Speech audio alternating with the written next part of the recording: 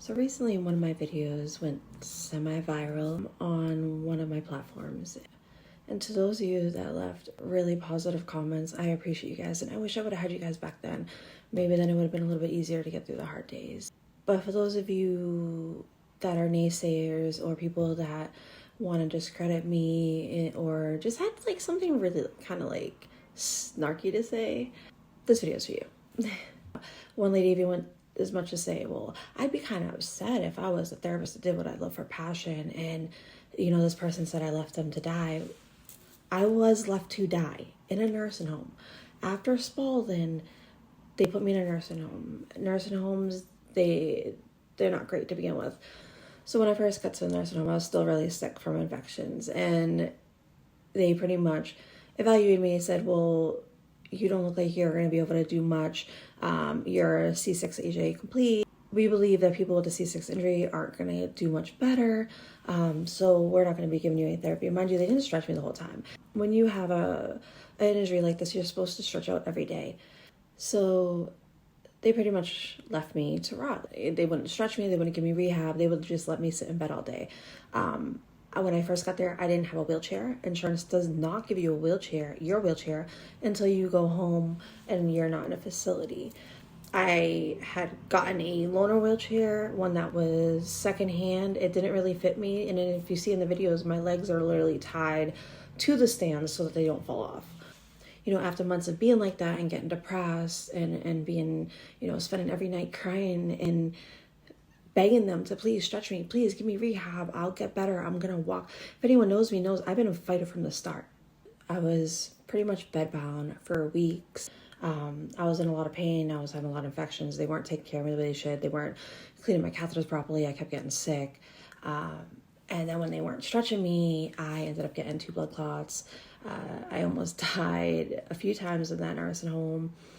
So I didn't really have many people in my life that were close to me besides my significant other and my best friend and my children. My parents weren't really involved in my life at that point. When I got put in the nursing home, my parents were no longer to be found. My father took off on some road trip somewhere, and my mother had a hard time processing it. And when I did try to confide in people about what was going on in the nursing home, the neglect, the abuse, my father pretty much told me, well, get over it, Buttercup. It's your fault you're there, and you're going to have to suck it up.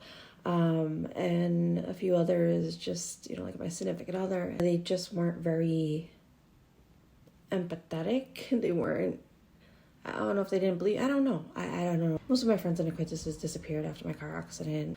So here I was in a nursing home getting sicker and dying, and I felt like no one cared.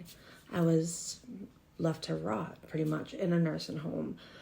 The therapists, the doctors, nobody wanted to help me. I was in a lot of pain. I was really sick, and finally one day my son had called me on FaceTime, and it just kind of slapped me in the face and woke me up. And I was like, you know what, I can't do this. If no one's going to fight for me, then I'm going to fight for myself, because my kids, they need me.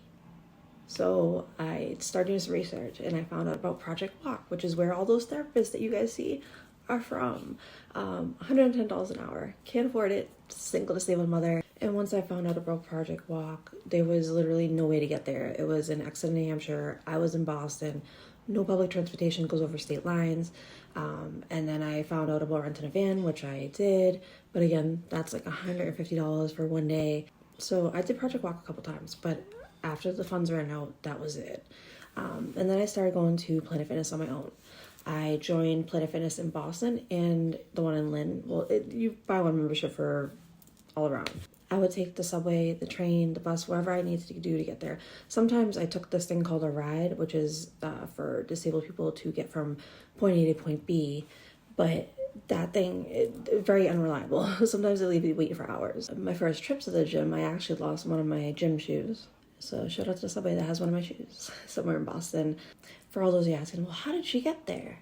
Someone had to bring her. What brought me was this wheelchair and the public transportation system. The other 2 therapists that were in the nursing home, The only time that they worked with me was after I had threatened to sue the nursing home, because I knew that they were legally supposed to stretch me or give me some type of rehab, especially if I was getting stronger. Not to mention that they tried to stop me multiple times from leaving the nursing home to go to the gym, because they told me that it was liability and that if I got hurt anywhere outside of the facility that they couldn't help me, and that if I kept going I might not be able to return. Insurance might not continue to pay for my stay. But there was only one person that continued to stay by my side and help me besides my children. And that's why I always say the only ones that never gave up on me were my children. And I would say the other person too, and that one other person that helped me, who I'm always going to be grateful for. But at the end of the day, I pushed myself, I did the research, and I fought. And to the few people that made comments on my weight, because I'm really sure you were concerned about my health with those comments. I've struggled with weight my whole life. And before people go judging people for weight, maybe you should see the underlying cause. See, when I get depressed, I eat my feelings. It's what I've always done. No, it's not healthy. And I know that. And I worked a lot to lose weight before my accident and after. But see, when you're left alone to die in a nursing home at the age of 30, and nobody's moving you, stretching you, nobody's visiting you, and you have nothing to do but sit in your sorrow, and you're gonna eat, and you're gonna gain weight. But I lost it all though, even paralyzed. So at the end of the day, the whole point of that message of that video was, no matter how hard your life is right now, no matter what type of despair, depression, hopelessness you're feeling, there's always a way out. Sometimes it's a little more slower than you would like, but there's always a way out.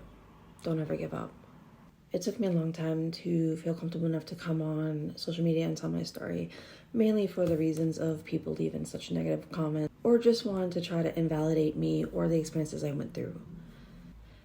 And nobody can take that away from me. Nobody can take away the nights I cried in that nursing home. Nobody can take away the times I've screamed and begged people to help me, to move me, to stretch me. Nobody can take away the pain and the loneliness and everything I felt, or the fight that I fought.